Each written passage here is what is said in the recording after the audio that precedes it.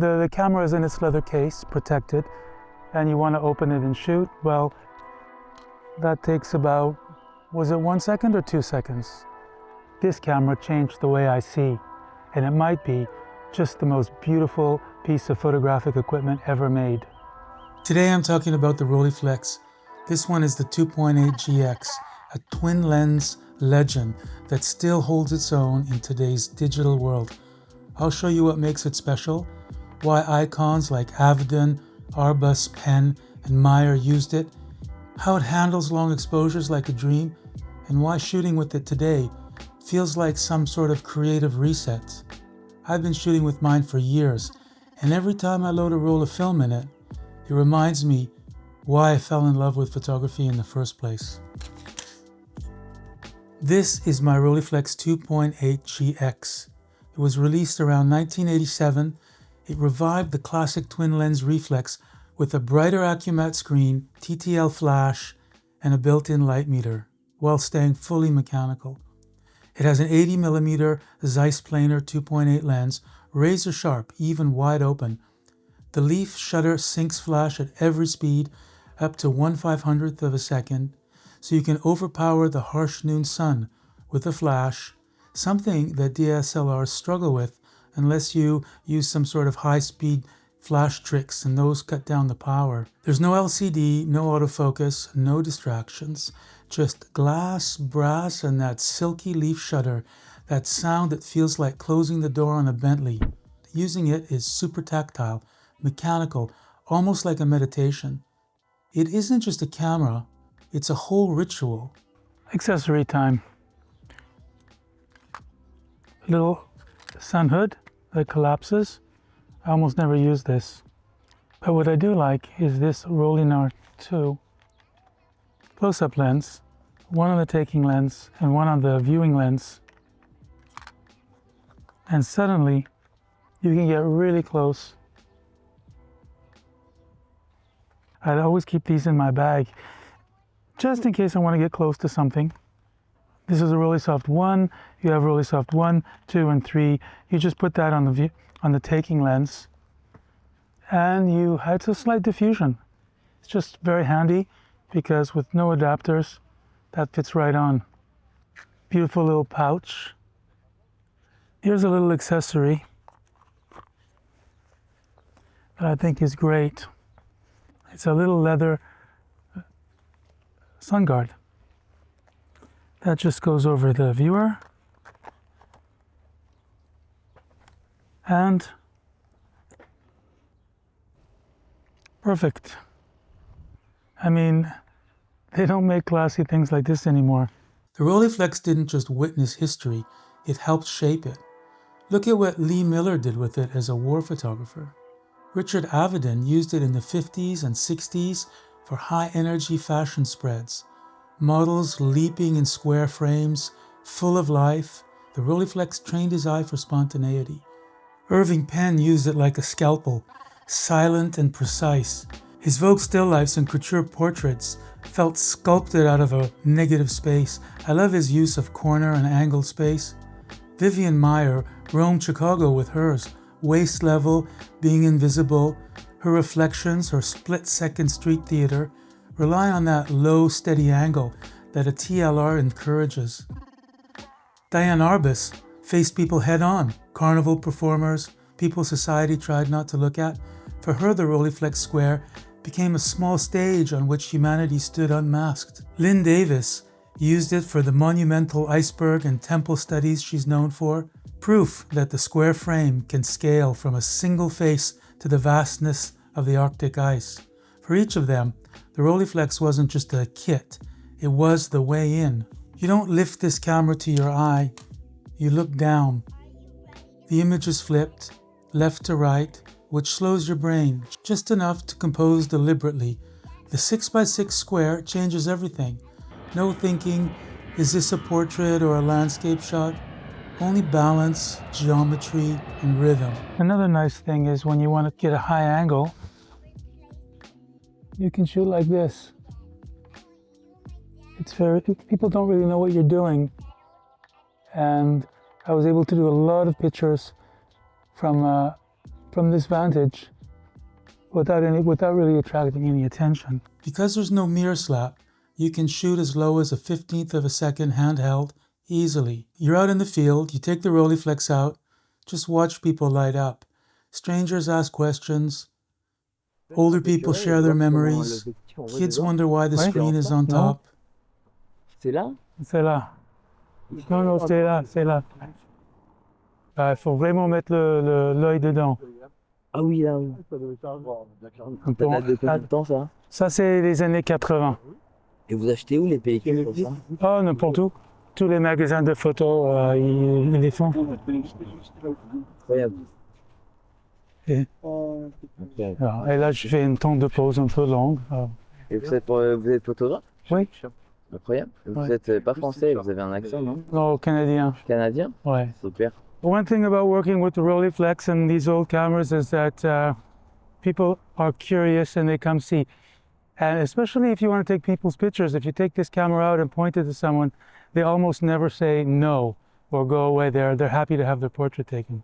You can basically walk around all day with this around your neck, just glancing down at the viewfinder and gently pushing this shutter button that nobody can hear and take pictures of people in front of you that are looking in your direction. They can look right at the camera and they won't know when you're taking their picture. And I just think that adds something to make you as a photographer much more relaxed when you're taking pictures. You don't have to worry, is this person gonna get angry? Do I have to go and ask them permission to take their picture? You see something happening, you just look down and gently push that button. It's very difficult with digital to do that. You can, with some cameras, tilt the LCD screen, but when you do that in bright sun like this, you basically can't see anything off that screen. And I think they know what you're doing because they recognize cameras. This doesn't look like you're out taking pictures of people.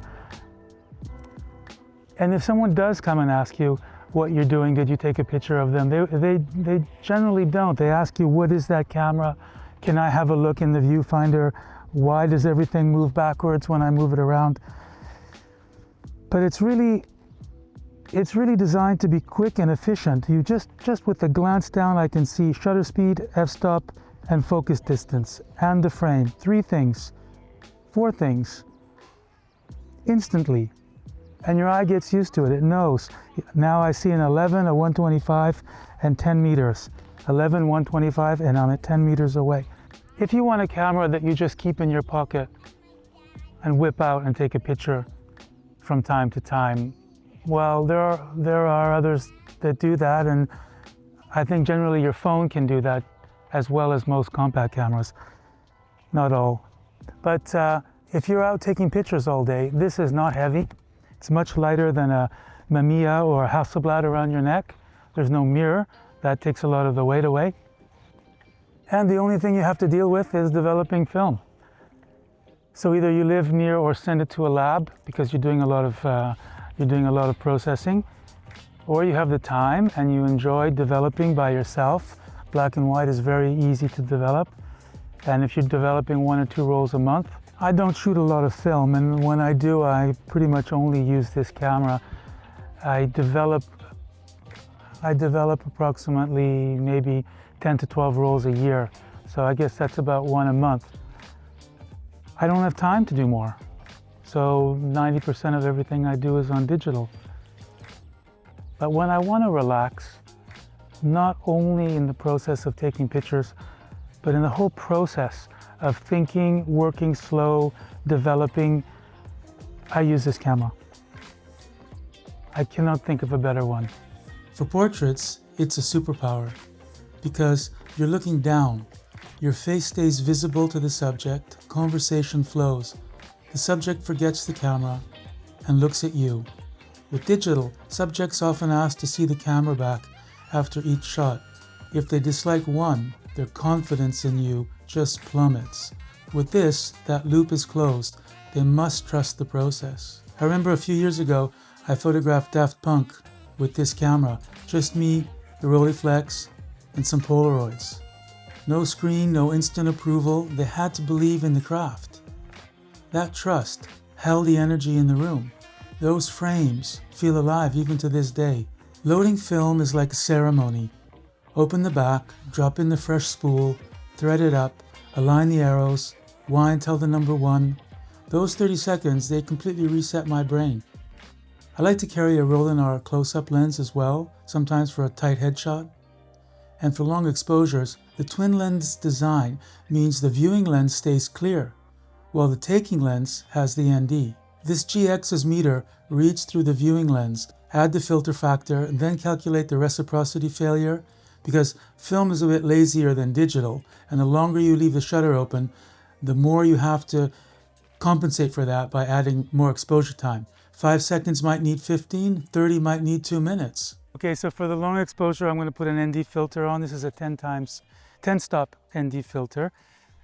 Rolleiflex did not make these little adapters for ND filters, so I found this one somewhere on the net, and it's 3D printed, and I put a tiny little filter on. It's a Heliopan 10 stop filter, so that just clips on the front of the lens. And the light meter reading I got from my light meter was light meter reading from my light meter. Hey Siri, set timer for 108 seconds.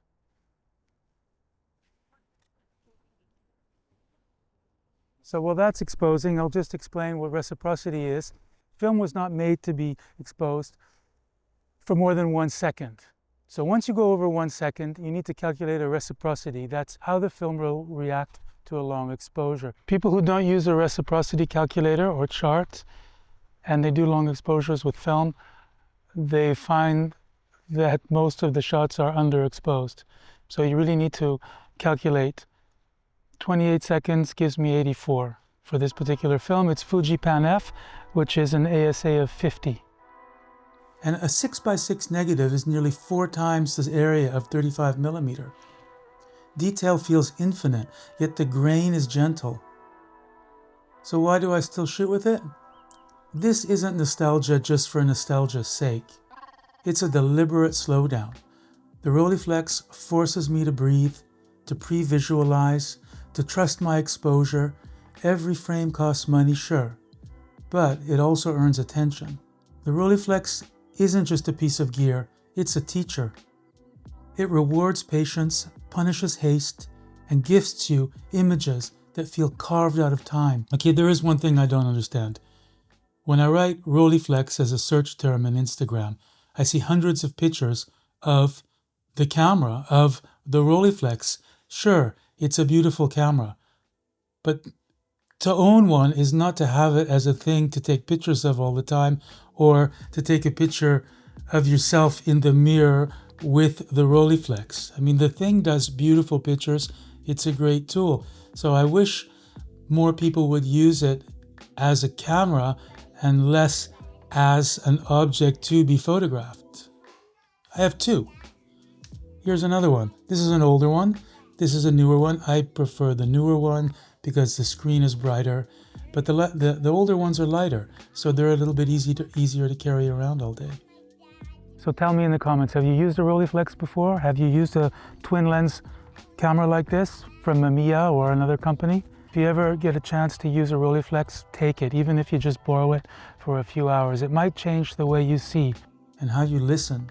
Don't forget to subscribe, like, and comment, and I will see you in the next one.